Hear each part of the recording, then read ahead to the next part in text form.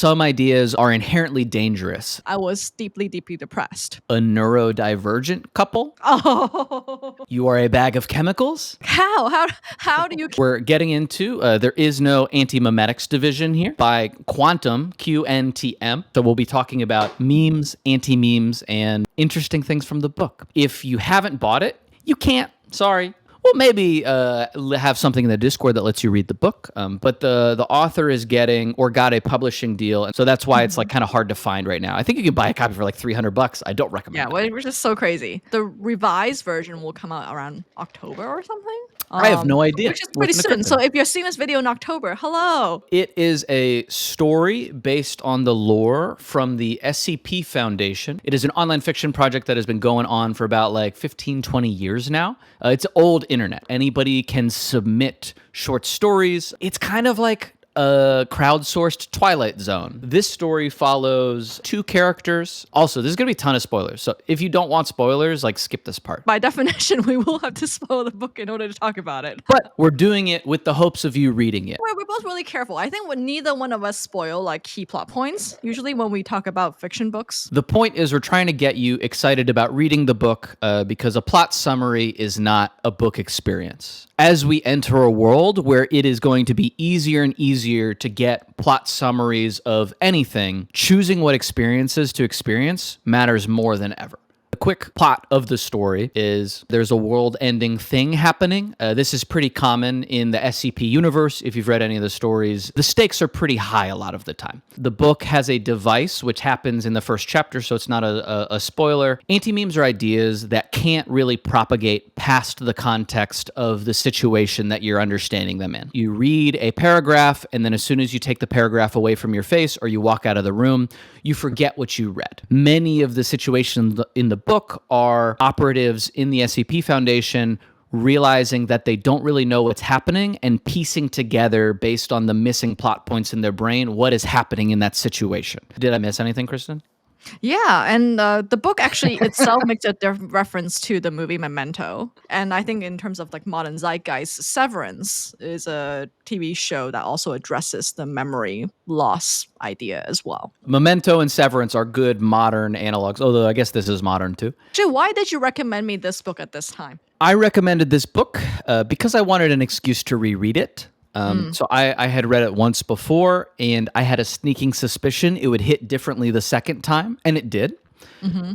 I also think it is a really good time to be thinking about memes and anti-memes in terms of where we exist in like society, but also like as individuals interacting with other people. Maybe we should define memes. I kind of use a simple definition of memes as like a self-propagating idea. When I first learned about it, it was in the context of biology and neuroscience. I had a class called Sex, Drugs, and Rock and Roll. Hell yeah. But we're like, oh man, it's actually it's a science class? Super cool. I know, it was a science class. It was a neuroscience class, but it was really cool. Analogy we taught is like, oh, it's like a virus for ideas. Virus, as far as we know right now, are self-propagating machines that are technically not defined as living. There's an episode of Jimmy Neutron that goes into viruses.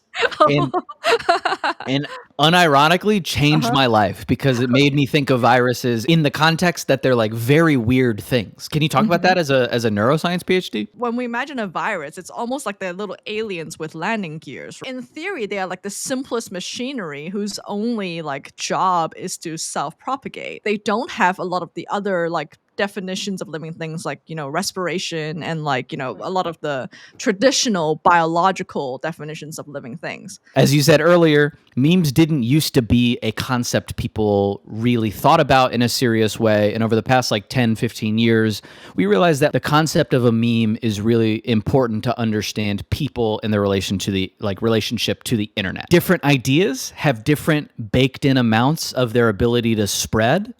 And conversely, ideas have a non-spreading factor or like a non-spreading quotient too.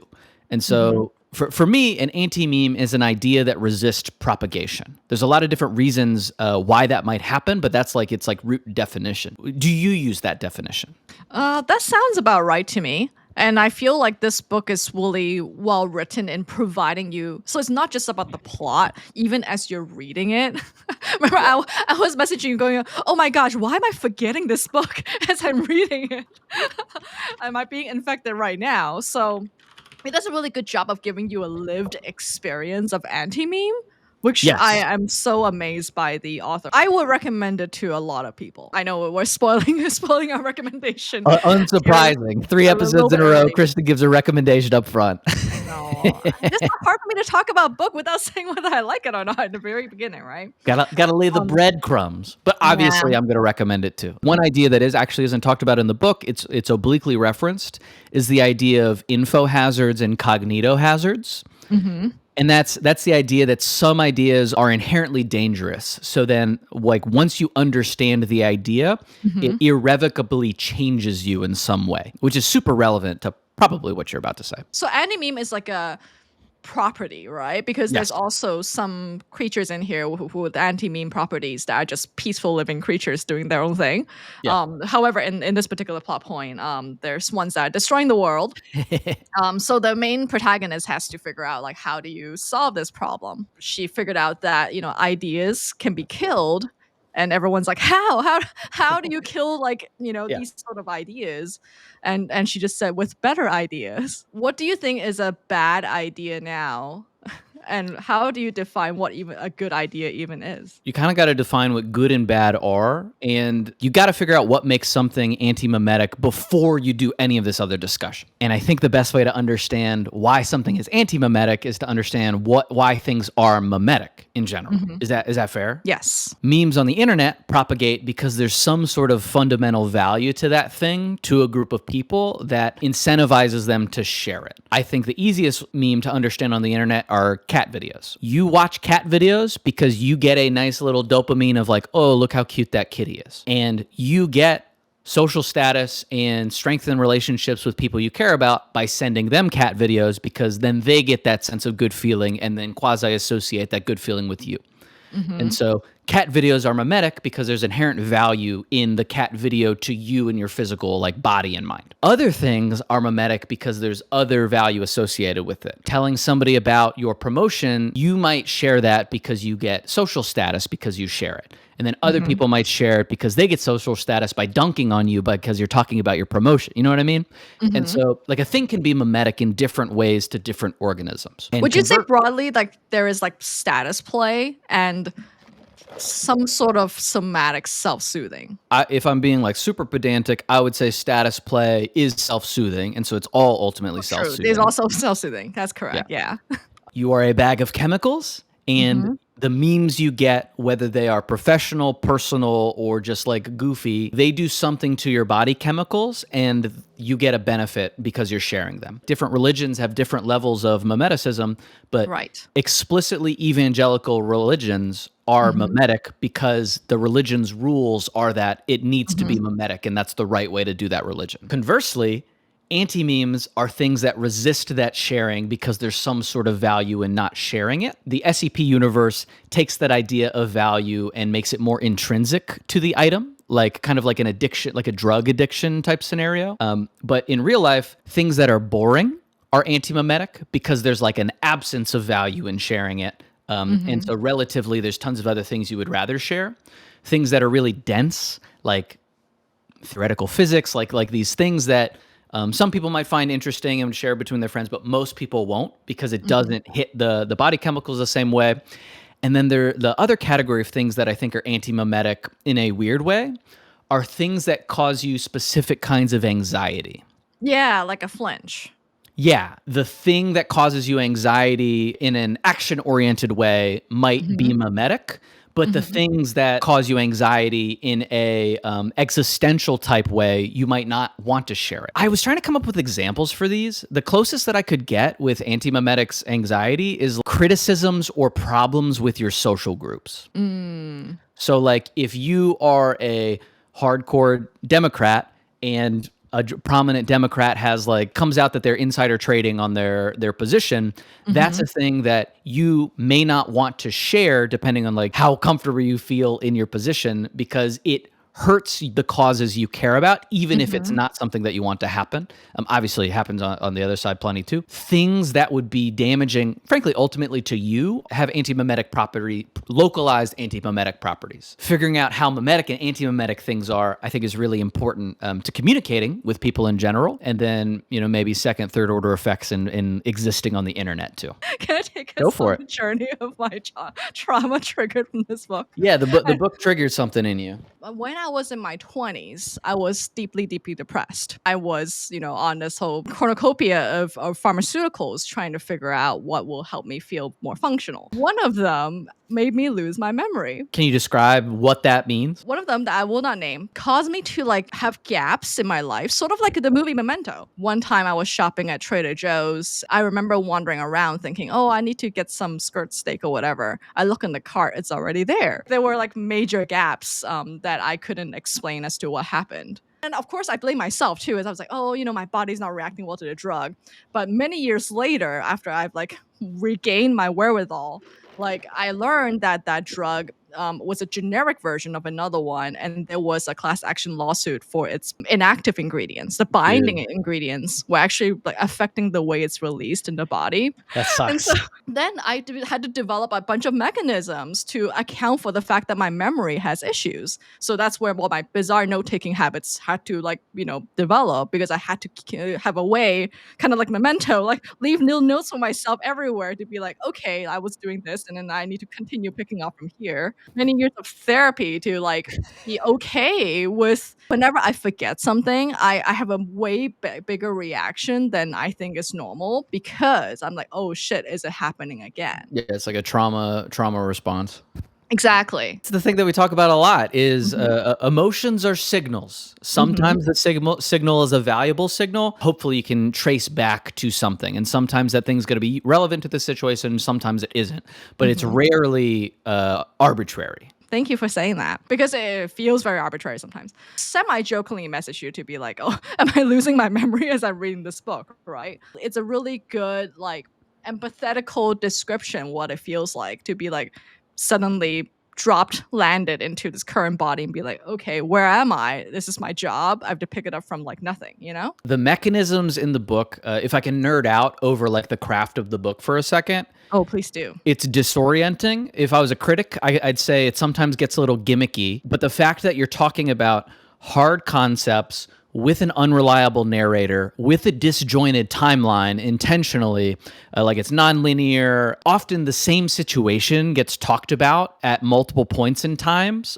by different people who have different sets of data about situations. Mhm. And it comes together to basically make you, as you pointed out, feel like you're losing your mind at some points, because Mhm. the second you get a handle on something, you're like, wait, I just learned something new, or I learned an additional facet about the situation that changed my perception of it. And there's very vivid metaphors in there that you don't often see that are fantastical, but written very straight and dry. My personal favorite is the description of pillars of spiders and spider scrapers and a ton of other visual language to describe a creature that is the size of a titan that is made up of an agglomeration of evil, vicious spiders. I had arachnophobia as a kid, so spider stuff always Oh, jumps out to me. After being in the army for a while, you get enough spiders in your bag, you just can't afford to be afraid of them anymore.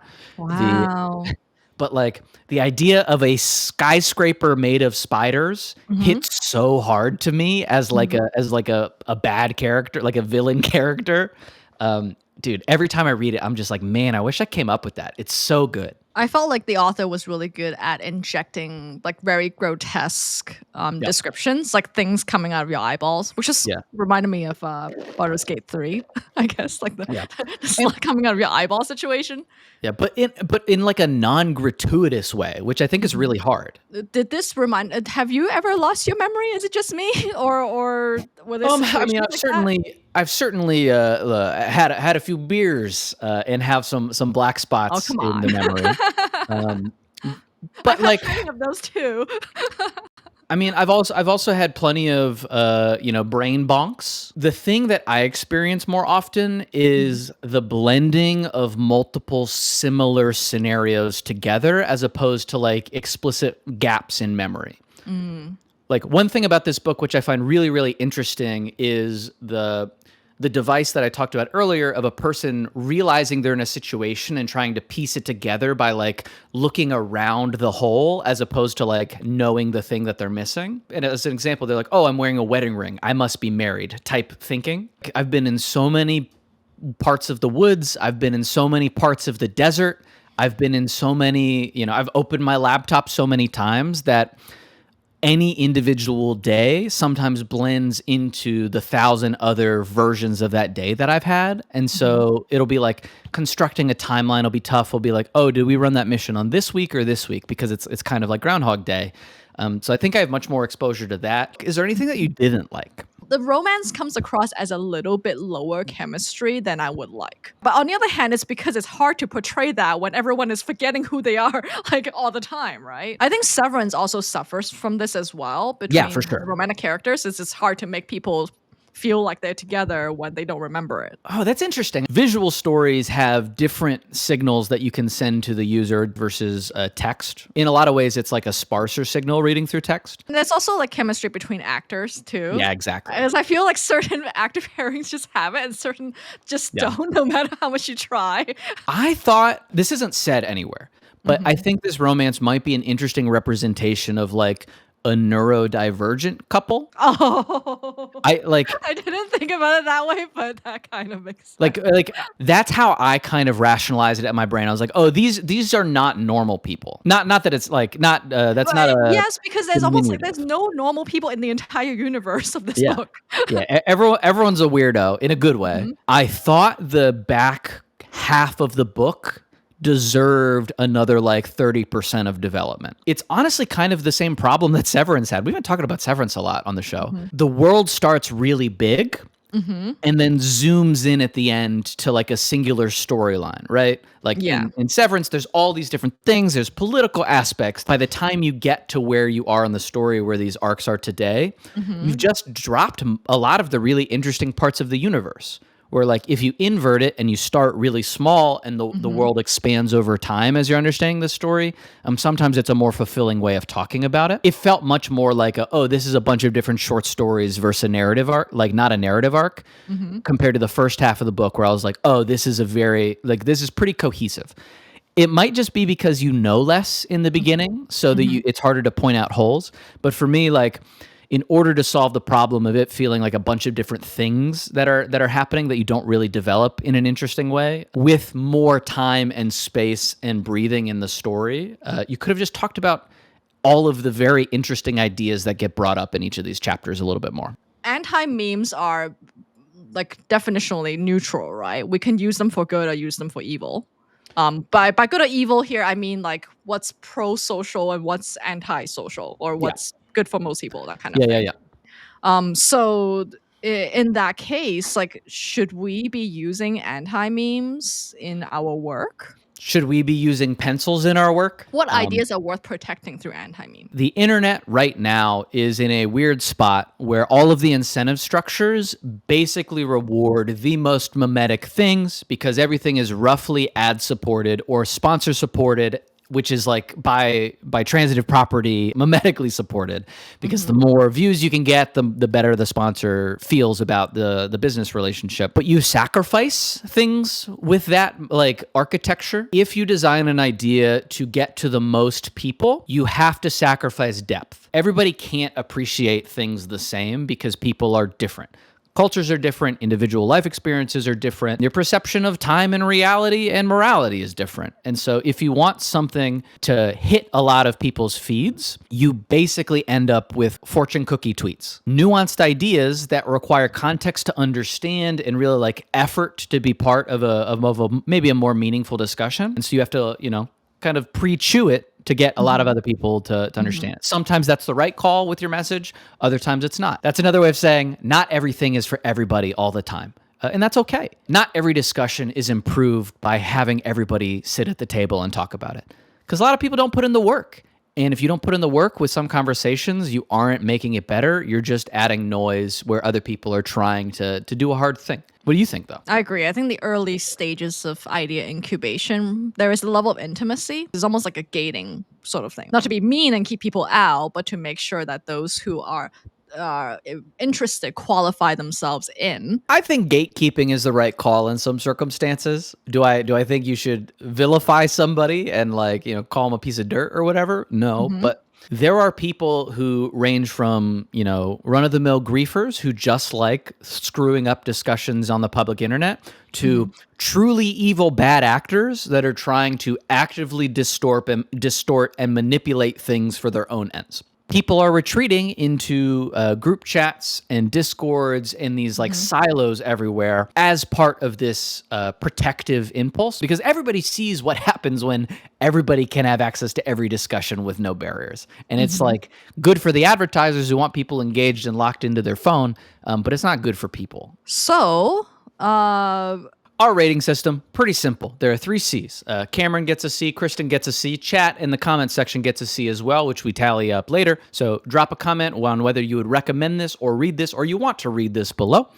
I give this a solid C. I recommended it to you. I will recommend it to anybody else that likes accessible, interesting sci-fi book experiments. If you're hyper online, this is going to hit pretty hard. If you're not online, I don't know how you're watching this video, but thanks for dropping in.